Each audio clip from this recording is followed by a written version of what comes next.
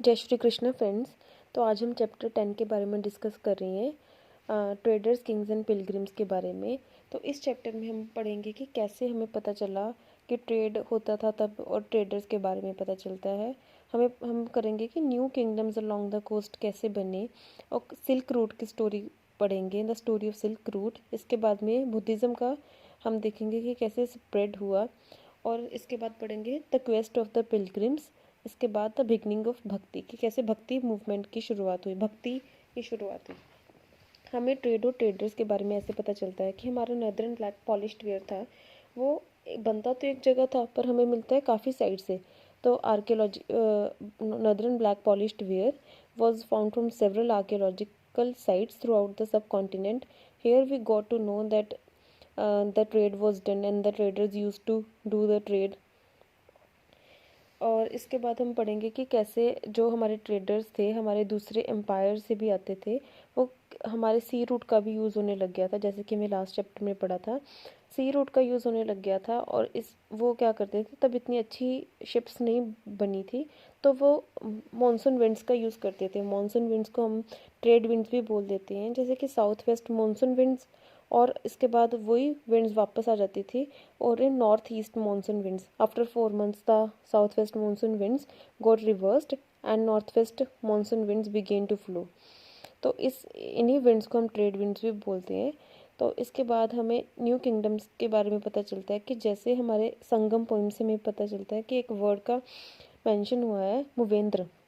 This is a Tamil word. Muvendra is a Tamil word meaning three chiefs, used for the heads of three ruling families, the Cholas, the Cheras, and the Pandyas, who became powerful in South India around 2300 years ago। और जो हमारे तीन chiefs हैं ना, ये जो चोला चेरा and Pandya के, उन्होंने दो सेंटर्स बनाए थे। एक इंडिविजुअल ने दो सेंटर्स बनाए थे, एक तो इनलैंड और एक ऑन द कोस्ट। तो टोटल सेंटर्स कितने हुए, 6 सेंटर्स। उसमें से हमारे दो सेंटर्स वेरी इंपॉर्टेंट थे, एक तो पुहार और एक मदुरई। पुहार और कावेरी पट्टिनम भी बोलते हैं। पट्टिनम हम यूज़ कर लेते हैं कि कोई भी पोर्ट के लिए, और कावेरी रिवर के जो बैंक्स के अलोंग जो पोर्ट सिटी डेवलप हुआ था, इसीलिए हम बोलते थे कावेरी पट्टिनम। तो पुहार और कावेरी पट्टिनम और and Madurai, these were the two important cities. And इसके बाद हम पढ़ेंगे कि कैसे हमारी मिलिट्री एक्सपीडिशंस हुई, हमें पोइट्स के बारे में पता चलता है। और इसके बाद सतवाहनस के बारे में पढ़ेंगे। सतवाहनस, सत मीन्स 7 वाहन। The chariot of Suryadev is carried by 7 horses, they call themselves Suryavanshi, and the Satavahanas relate themselves to the sun dynasty. और सतवाहनस का एक इम्पॉर्टेंट रूलर था गौतमी पुत्र श्री सतकर्णी। उसकी मदर का नाम था गौतमी बालाश्री।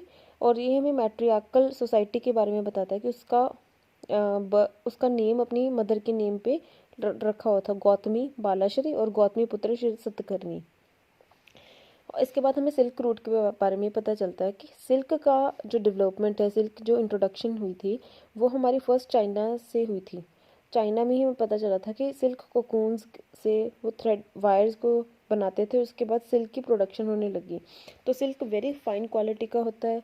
ये काफ़ी रिच पीपल डालने लगे, उनको काफ़ी क्रेज़ आने लगे कि सिल्क के क्लोथ्स डालें। तो यहाँ पे काफ़ी जो सिल्क रूट था, क्योंकि चाइना से वेस्ट एशिया तक लेके जाना सिल्क तो काफ़ी मुश्किल काम था। तो सारे रूलर्स चाहते थे कि इन्हीं रूट में से, सिल्क रूट में से कि हमारा यहाँ पे इस्टेब्लिशमेंट हो जाए, क्योंकि बीच में